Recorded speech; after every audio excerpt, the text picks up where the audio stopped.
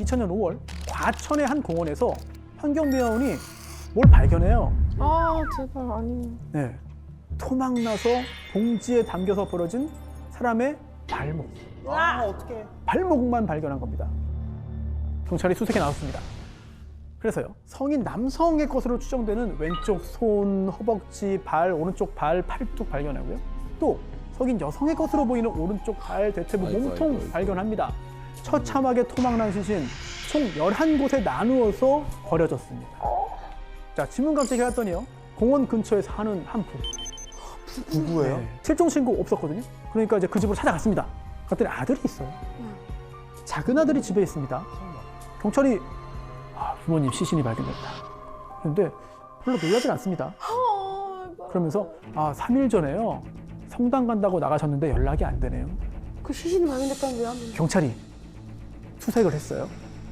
화장실, 거실에서 혈흔이 발견됩니다.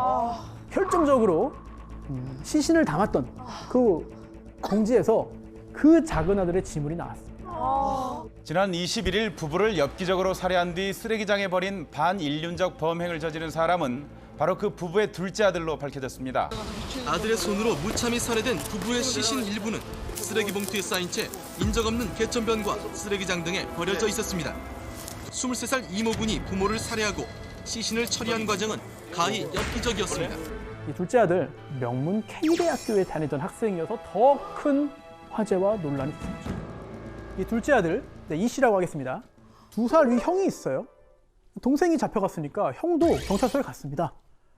근데 경찰에 이런 말을 했어요. 그리고 그 한마디가 우리 사회를 굉장히 들끓게 만들었습니다. 왜 뭐라 했어? 그러니까 지속적으로 뭐 당한 게 있었나? 그러니까 학대, 나도 지금 학대 생각 어렸을 때 전문가들이 되어 가시는구나. 정확합니다. 정확합니다. 나는 동생을 이해한다. 그래, 그럴 것 같았어. 동생이.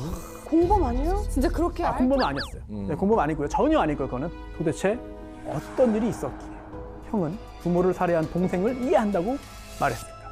먼저 동생 이 씨의 성장 배경부터 보겠습니다. 자, 아버지는요, 회사 출신의 장교였고요. 어머니는 엘리트 집안에 태어나가지고 명문대를 나왔습니다. 맞선 봐서 결혼했어요.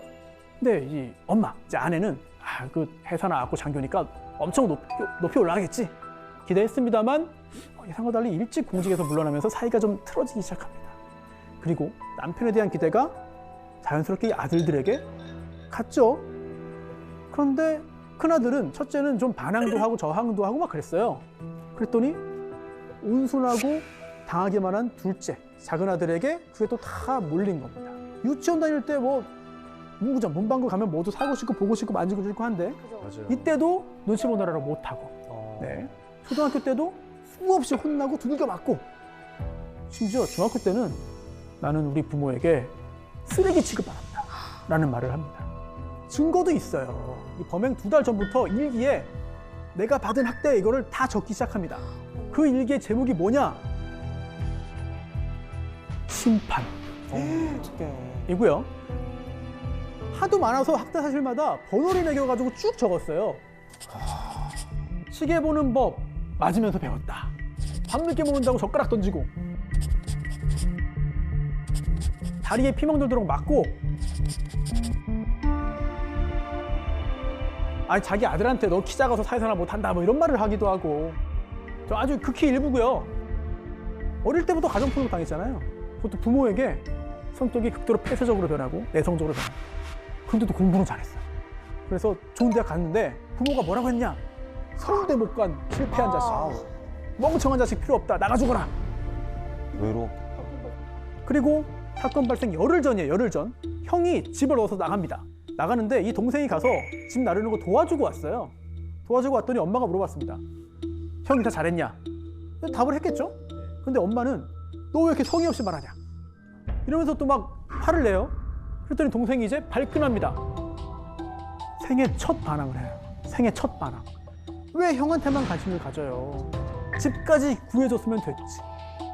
형이 집 얻었는데 그 보증금 필요하잖아요. 이거를 대출 받았는데요. 그 동생 이름으로 대출을 받아서 집을 구해줍니다. 얼마나 서운합니까? 그런데 도와주고 왔는데 또 이렇게 욕을 먹으니까 터져버려요. 그러면서 그동안 내가 받았던 서름, 억울함을 이제 직접 얘기해요. 생애 처음이에요. 처음. 그러면 이제 엄마가 어떻게 나왔을까? 나는 그런 적 없다. 왜 그때는 말 안 하고 갑자기 지금 말하냐? 이게 자식 도리냐? 정신병원에 하나 가라. 이렇게 몰아붙이고요. 그러고서는 아버지한테 또 혼난 거죠. 역시 마찬가지. 다 지난 거 왜 지금 얘기하냐? 이렇게도 모욕을 한 거예요. 얘는 혼자였네. 이 씨는요, 방에 틀어박힙니다. 남남처럼 얼굴도 안 봐요. 뭐 먹긴 해야 되잖아요. 엄마 아빠 잘 때 밤에 몰래 나와서 해결하고 또 들어갑니다. 그런데 그 기간 동안 엄마 아빠는 관심도 안 보이고 물어보지도 않았습니다. 이렇게 6일째 되는 날, 이 씨가 한밤중에 양주를 마셔요. 집에 있던 양주를 마시고 나옵니다. 그리고 자고 있던 어머니를 망치로 살해했습니다. 그리고 4시간을 방 앞에서 서성이다가 결국은 아버지까지 살해합니다. 자, 경찰이 왜 죽였냐? 라고 물었더니 부모님이란 생각이 안 들었고 제 인생을 해코지하고 저를 못 살게 굴고 저를 그러면서요. 처음 사과를 내가 요구한 그날 사과를 듣고 싶어서. 네, 미안하다 한마디만 했어도 나는 다 잊었다. 아, 결국 1심 사형, 2심 무기징역으로 내려가고요. 대법원에서 확정돼서 지금 무기수로 복역 중입니다. 근데 당시 기준으로 보면은요, 피해자의 수 1명 아니라 2명이에요. 피해자의 관계? 오, 부모를 죽였어? 끔찍한 범행 수법? 죽인 다음에 어떻게 했느냐? 등등등. 사형이 아닌 게 오히려 이례적입니다. 그동안 부모로부터 이제 받은 정신적인, 유체적인 그런 학대로 인한 피해의식이 강했고 스스로의 존재 가치를 상실했다. 절망감이 있었다. 이걸 고려한 건데 사실 이런 상황에 이르기까지 우리가 우리 이웃이 몰랐다는 거, 우리 사회의 책임도 일부 있다는 메시지를 사법부가 전하고 싶었던 게 아닌가라는 생각도 너무 마음이 듭니다. 너무 마음이 좀 아프죠. 네. 자, 지금 이 사건은 이제 형법 배울 때 꼭 등장하는 법적으로 대단히 중요한 사건인데요. 1992년입니다. 1월 17일 자정 무렵인데요. 가정집에 강도 들었다는 신고가 접수되어 경찰이 현장에 도착했습니다. 방안이 이제 막 어지럽혀 있었고요. 강도는 이미 도망갔어요. 그런데 집주인인 50대 남성 김 씨, 이부자리에 가지런히 누워 있었고요. 발목이 묶여 있었습니다. 그리고 흉기로 이미 여러 곳을 찔려가지고 사망한 상태. 어떻게? 강도 살인인 거죠. 네. 근데 피해자가 더 있어요. 방 안에 함께 있던 21살 딸. 손목이 테이프로 이제 결박돼 있었고요. 또 브레이지와 끈이 끊겨져 있었지만 뭐 특별한 외상은 없었습니다. 흉기가 발견됐고요. 집안 여기로서 지문이 나왔습니다. 다 확인해봤더니 가족이 아닌 지문이 하나 나왔습니다. 범인일 가능성이 매우 높죠. 그리고 사건 이틀 후 경찰이 그 지문의 주인을 찾아서 잡아왔어요. 잡아와가지고 범인 잡았다! 이 사람 맞냐? 라고 했더니 이 김양이 보자마자 주저앉았습니다. 왜? 그러면서 제가 그랬습니다. 제가 범인입니다. 아 자기가 그냥 그랬다고요? 자, 이 사건 도대체 어떤 사연이 있느냐? 이 김양은요, 대학 입학 전까지 학교 가는 시간만 빼고는 집에만 있었습니다. 그러다가 대학교 가고 기숙사에 살았는데 이때 학교에서 알게 된 남자친구가 생겼습니다. 네, 김군. 그런데 계속 만나다가도요, 주말만 되면 꼬박꼬박 본가를 가요. 그래서 이 남자친구 김군은 이게 좀 이상했습니다. 아니, 주말만 되면 왜 저렇게 항상 갈까? 왜 나를 안 만날까? 그리고 이 둘의 관계가 더 깊어지고 굉장히 더 긴밀해진 상황에서 김양이 가슴속에 있었던 이야기를 눈물을 흘리며 털어놓습니다. 9살 때부터 지금까지 계속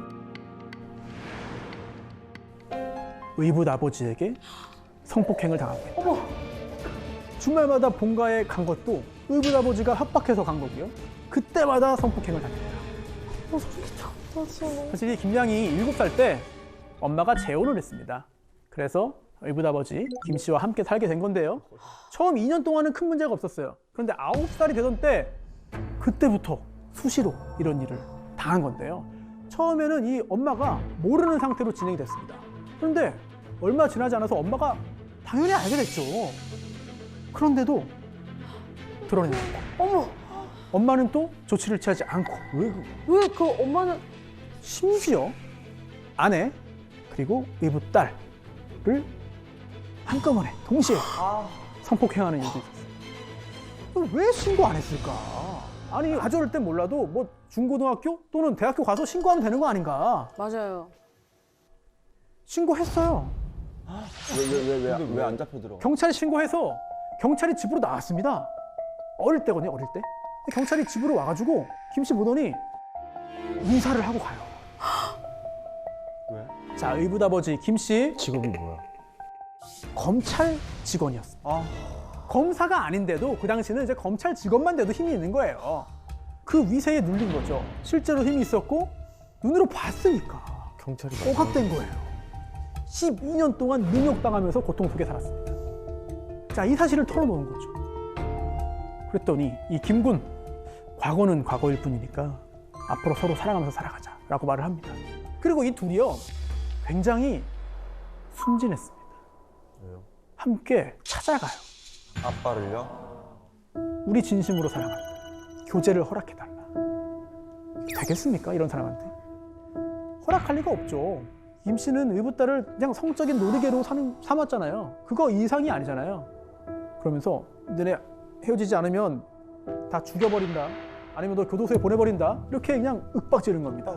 자, 말도? 이런 상황이에요. 여러분이 지금 이 김양과 김군의 상황이라면 어떻게 할 것이냐. 김양은 제가 봤을 때 그 세월 동안에 어쨌든 너무 많은 가스라이팅을 당했기 네. 때문에 뭔가 상상하지도 않았을 것 같아요. 도망이라는 네. 것 자체를. 그래서 오히려 더 그냥 받아들이고 그냥 헤어지는 걸 택하지 않았을까. 그러니까 내 죄라고 생각을 했을 것 같아. 네. 내가 잘못했고 막 나 이런 때문에야 식으로. 약간 이렇게. 자, 이 둘 강도로 위장해서 죽이자. 결심을 하고 계획을 세웁니다. 그날 됐어요. 역시 한 방에 있었죠. 그 상황에도 네. 한국에서 계속 같이 그랬던 겁니다. 미쳤나 봐. 그날도 그랬던 거고요. 그런 상황에서 이 김양은 현관문을 열어두고 기다렸어요. 김군이 들어옵니다. 김 씨가 덮고 있던 이불을 덮고 양팔을 눌러서 꼼짝 못하게 한 다음에 우리를 놓아달라. 마지막으로 요구하고 부탁합니다. 하지만 김 씨는 눌린 상태에서도 저항을 했습니다. 그러자 들고 있던 흉기로 살해하게 됩니다. 그다음에 전체 계획은 뭐냐? 강도로 위장하는 거잖아요. 하지만 그렇게까지 성공하지 못해요. 결국 김군이 잡혀왔고 김군을 만난 김양이 모든 일을 털어놓게 된 거죠. 자, 김보은, 김진관. 네, 우리 사회에 정말 어마어마한 큰 충격을 줬고 지금도 많은 사람들이 아는 바로 이 사건. 자, 이 두 사람 유죄일까요? 만약 유죄라면 몇 년형이 타당할까요? 어떤 이유로든 그 사람을 죽인 거는 네. 법적으로 막 정당방위는 이쪽이 먼저 해야 된다고 저 알고 있거든요. 무조건. 지금 이 사건에서 정당방위 언급을 하신 거는 네. 대단한 법적인 잠재력을 갖고 있는 겁니다. 이 사건 너무 잔인하고 반인륜적인 행위라서 형법 교과서에 나오는 게 아니고요. 정당방위 때문에 나옵니다. 네, 저는 그거라고 생각을 해서 무죄. 무죄. 네. 도와달라고 호소할 만큼 다 했잖아요. 부모님한테도 그렇죠. 호소하고 예. 경찰에도 신고하고 그러니까 네. 더 이상 그치. 도와줄 수 있는 곳이 없잖아요. 네. 희망이 안 보였을 것 같아요. 맞습니다. 뭔가. 호소할 만큼 했잖아요. 근데 이게 끝없이 피해를 당했고 피해자지만 어쨌든 제가 가해자가 돼버리는 거잖아요. 그렇죠. 그 순간. 그렇죠. 저는 그만큼 사실 법이 그만큼 저를 지켜줘야 된다라고 생각을 하는데 그렇지 못했기 때문에 결국 내가 가해자가 네. 되더라도 내가 당신을 심판하겠다라는 의미가 되는 건데 법이 정신을 좀 차리고 심판을 네. 해야 우리가 그게 우리를 지키는 일이라고 저는 생각을 하고 내가 가해자가 안 되려면 이 사건의 시작부터 끝까지 다 말씀하신 거예요. 저희가요? 우리 넷이서 뭘 했다. 오늘 고생하셨습니다. 우리도 이 사건 듣고 참 충격받고 이야기를 많이 할 수밖에 없잖아요. 당시에도 많은 사람이 구명운동에 나섰습니다. 보은이, 진관이는 무죄입니다. 저도 저기에 서명했던 사람 중에 한 사람. 아 진짜요? 무슨 일이에요? 예, 성폭력 특별법 제정. 22명의 무료 변호인단이 정당방위 무죄 주장을 했습니다. 김보은 양은 검찰 간부에게 항거할 수 없었다. 경찰을 비롯한 외부의 도움을 청했지만 도움을 못 받았다. 지속적인 성폭행, 살해 위협. 김보은 양은 그런 상황에 처했었고 또 김진관 군은 도운 거니까 정당방위다, 무죄다라고 주장을 했습니다. 하지만 재판부는요, 정당방위는 아니라고 봤어요.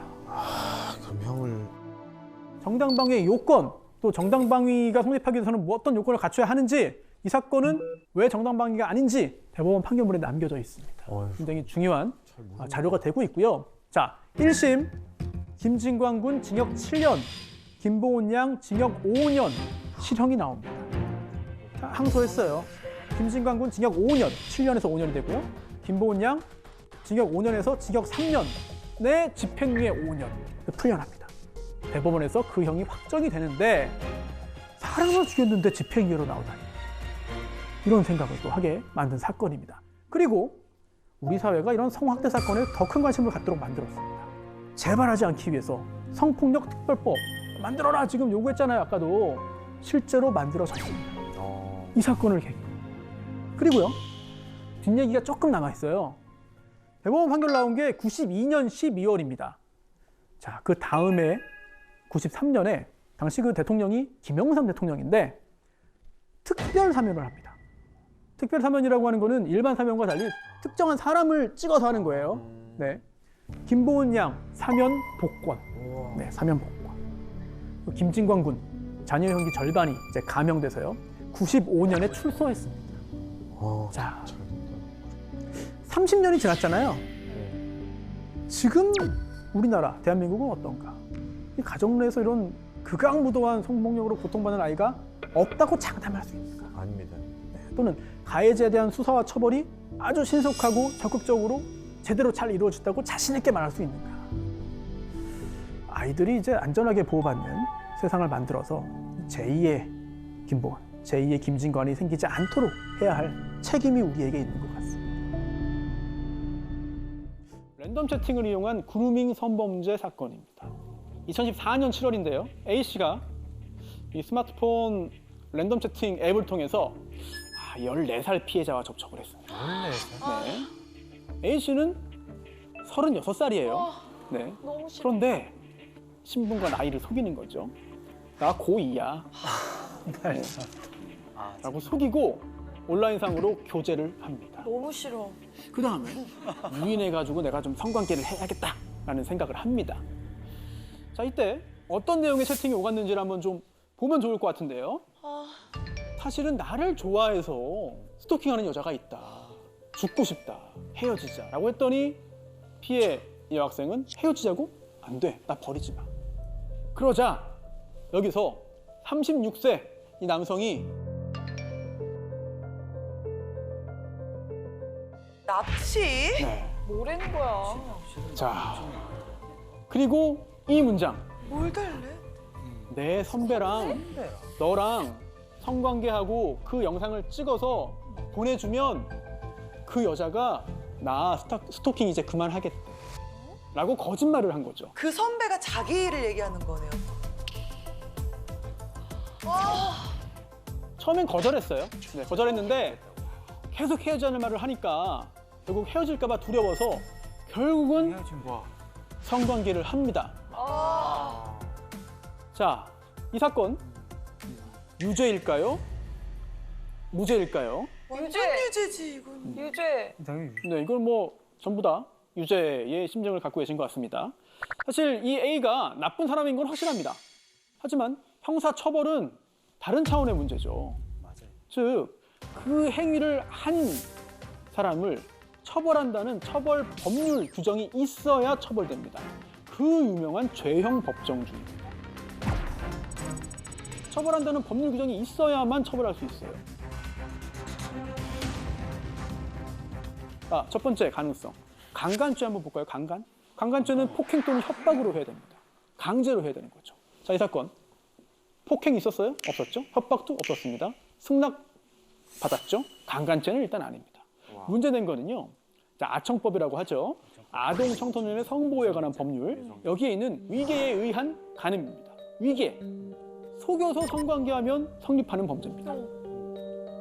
그런데요, 여기서 말하는 그 위계에 의한 간음은 이렇게 해석돼요. 그동안 우리 대법원 이렇게 봤습니다. 뭐 치료, 이게 치료 행위다라고 해서 성관계를 하거나, 또는 이거 종교적으로 해야 되는 거니까 이거 하는 거야라고 해서 하거나, 그 외에는 여기서 말하는 위계가 아니라는 거예요. 왜? 성관계를 하겠다고 한 거니까. 그렇죠. 예. 피해자가. 결국 1심 무죄. 미성년자잖아요. 그래도 성관계 자체를 속인 건 아니잖아요. 2심으로 올라갔습니다. 2심 무죄. 대법원 판례가 있잖아요. 대법원 판례에 따라야 한다. 자, 이렇게 사건이 끝나는 것 같았습니다. 검사가 또 불복했고요. 대법원까지 갔습니다. 대법원도 고민이 많았어요. 5년 동안 고민을 합니다. 2020년 8월이에요. 아주 최근입니다. 대법원에서 반전이 이루어졌습니다. 유죄 취지로 원심 판결 파기환송. 이거 처벌해야 마땅하다. 다행이다. 네. 너무 다행이다. 행위자가 간음의 목적으로 성관계를 하기 위해서 피해자에게 뭐 착각 등을 일으키게 하고, 그러한 심적인 상태를 이용해서 간음 행위를 한다면 이거는 그런 속임수, 위계와 간음 행위 사이의 인과관계 인정된다. 즉 성관계 자체를 속인 경우뿐만 아니라 이런 경우에도 위계에 의한 간음죄 처벌 가능하다라고 대법원 판례를 바꿉니다. 이러한 그루밍 성범죄, 특히 온라인 그루밍으로부터 아동 청소년을 적극적으로 보호해야 한다는 의지가 이번 대법원 판결을 통해서 확인되는 거죠. 결국 대법원 판결도 바뀌어요. 변해요. 그렇죠? 그럼 왜 변할까요? 어디에 따라 변할까요? 사회가 변하는 거에 따라서. 맞습니다. 네, 사회상이 반영되는 거죠. 국민의 보편적인 인식이 바뀌니까 판례도 바뀐 겁니다. 그러면 어떤 방향으로 바뀌어 나가야 하는가? 사실 특정한 사건, 특히 관심을 많이 모으는 사건의 재판 결과가 나올 때마다 논란에 휩싸이게 되는 것들이 있어요. 그런 주제들이 있거든요. 몇몇 사건들 함께 생각을 해보면 좋을 것 같습니다. 40대 주부 윤 씨입니다. 자, 윤 씨의 남편은 2005년부터 알코올 중독 치료를 받아왔습니다. 근데 이제 아내에 대한 폭행을 일삼았습니다. 뭐 얼굴, 엉덩이, 손 뭐 등등 온몸이 성할 날이 없었습니다.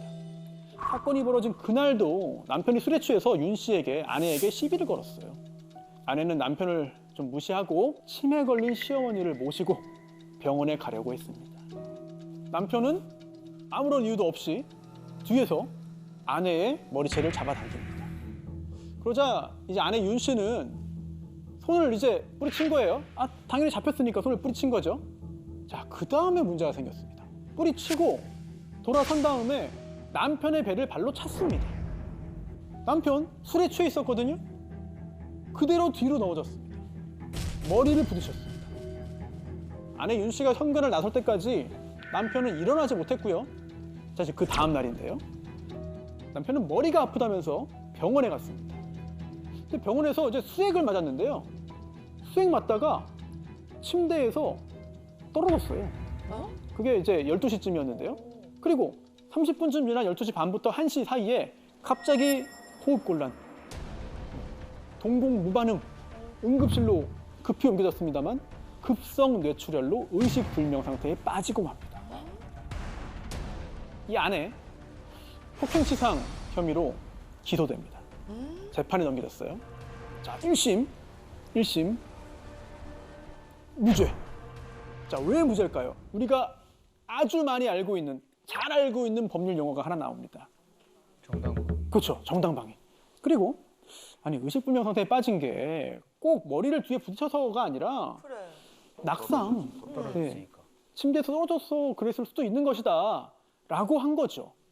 자, 그런데요, 검사가 불복해서 2심으로 갑니다. 2심에서 결과가 바뀌어요. 징역 1년 6개월이 나옵니다. 폭행이에요. 의식불명의 원인을 이 아내 윤 씨의 폭행으로 봤습니다. 사실 낙상사고 이전에 이미 통증을 호소했잖아요. 그리고 병원 침대 높이가 뭐 1.5m 이랬으면 위험한 건데 69cm에 불과했다. 그리고 정당방위가 문제됐습니다. 정당방위는 말 그대로 정당한 방어 행위입니다. 방어 행위여야 해요. 근데 한번 좀 잘 한번 따져볼까요? 머리채를 잡혔습니다. 자, 어떻게 방어를 했죠? 여기서 잡혔을 때 뿌리쳤죠. 뿌리쳤습니다. 방어했죠. 거기까지만. 그렇죠. 거기까지만. 방어 끝났습니다. 그 다음에 발로 찼죠. 이게 방어인가 공격인가? 방어죠. 법원은 공격으로 봅니다. 그 위기를 느낀 그 순간에도 이성적으로 대처를 해야 한다는 말인 거예요? 또 잡을 수도 있는데. 맞습니다. 지금 이 두 지적 대단히 중요합니다. 정말 핵심적인 부분 말씀해 주신 거예요. 네. 경찰이 수사 단계에서 정당방위인지 아닌지를 판단하는 기준이 있습니다. 8개 요건이 있어요. 다 지킬 수 있는가?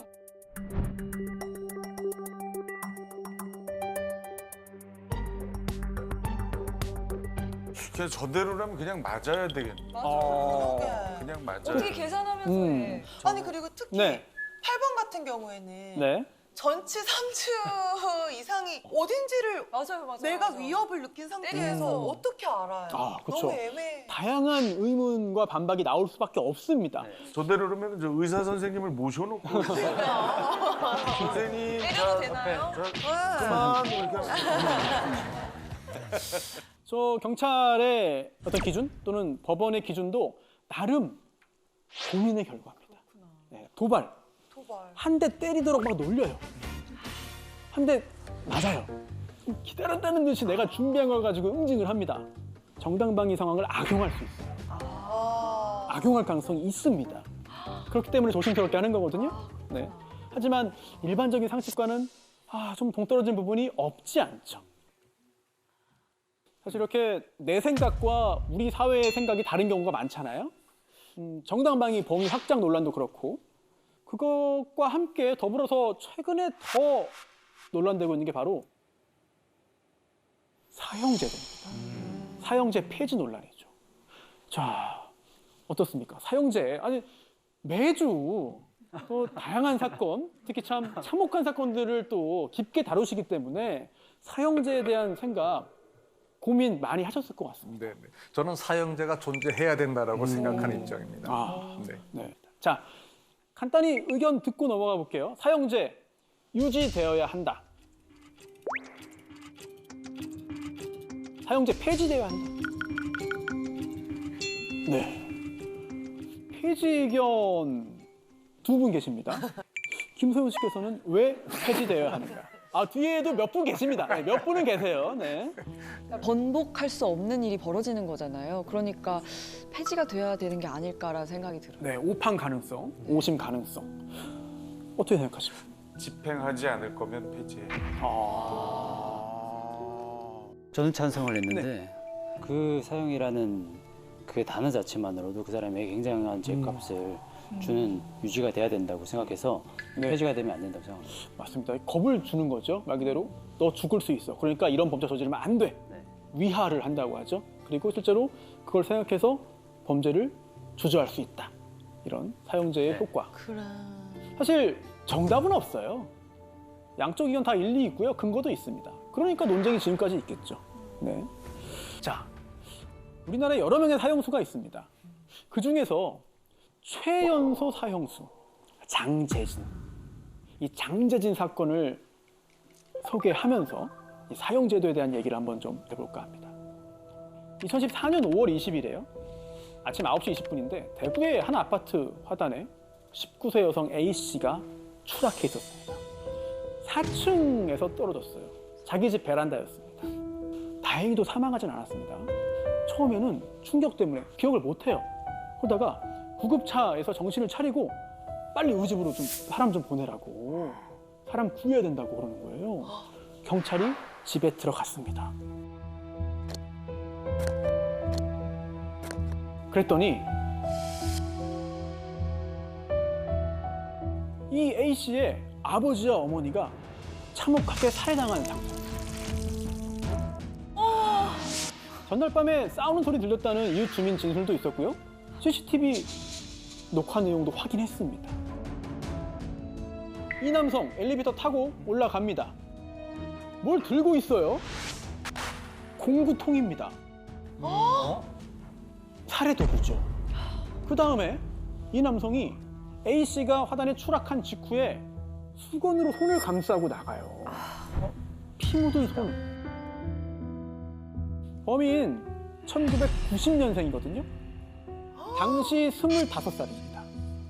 경북의 한 대학교 학생이었고요. 동아리 총연합회 회장이었는데 동아리 활동 중에 만난 피해자와 교제했습니다. 그런데 당시에 장재진이 사실 그 험담을 해가지고요. 여기에 대해서 항의를 하니까 뺨을 막 때리기도 하고 폭행을 당한 거죠. 그래서 결별을 통보했는데 장재진은 결별을 받아들이지 않고요. 또다시 상의를 입히기도 했습니다. 피해자 부모가 장재진 부모에게 직접 항의도 합니다. 다시는 우리 딸 따라다니지 말아라. 당신이 아들 관리 잘 해달라. 결국 부모가 장재진에게 휴학을 권유합니다.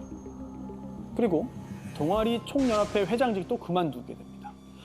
근데 이 사건 장재진 사실 고등학교 때 공부를 썩 잘하진 못했어요.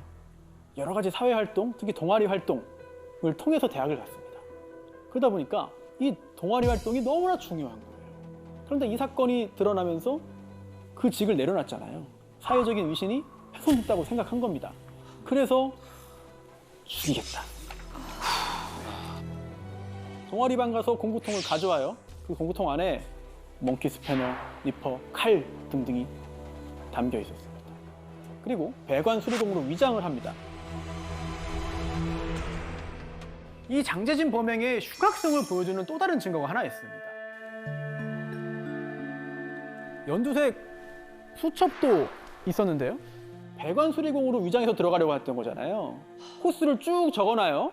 그러고서는 다른 집 주민들의 가짜 사인까지 자기가 다 해놨습니다. 왜냐면 배관 수리하러 와야 되는데 다른 집들 다 사인했습니다. 여기 이제 할 차례예요라고 한 거고요. 지금 화면에 나온 거는 대사입니다. 대사.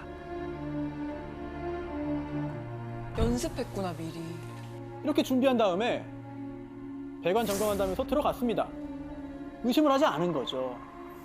화장실에서 수리하는 척하다가 A씨 어머니를 부릅니다. 도와달라고.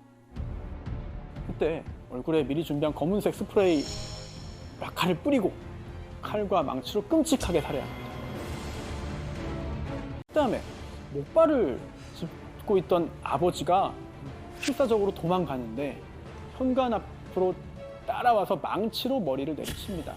여러 번 친 거죠. 근데 아버지는 곧바로 사망하진 않았어요. 이불로 덮고 밀가루 뿌린 다음에 밀가루? 사체에서 피가 나오면 흐르지 않도록 이렇게 막아놓자. 그리고 또 방치해서 대인군 사망하게 만듭니다. 자, 여기까지 A씨의 부모만 나오죠. A씨는 아직 나오지도 않습니다. 자, 그 다음에 장재진은 A씨 어머니의 전화기 있잖아요. 제 전화기. 이걸 가지고 마치 엄마인 것처럼 A씨에게 메시지를 보냅니다.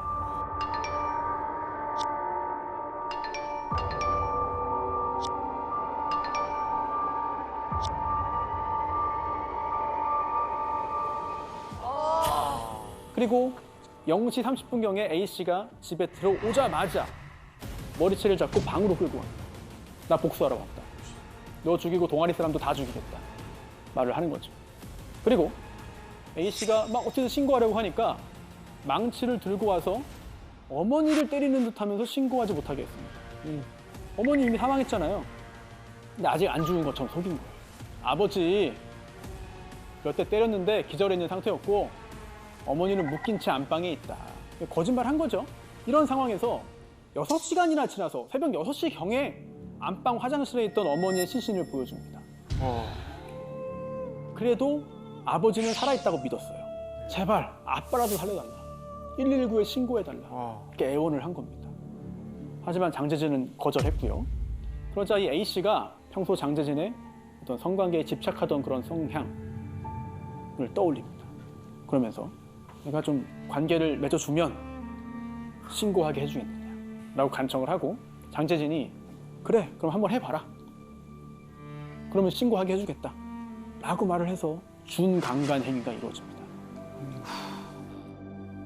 그런 행위를 가진 다음에 이미 참혹하게 피 흘리고 사망해 있는 아버지 시신을 보여주죠.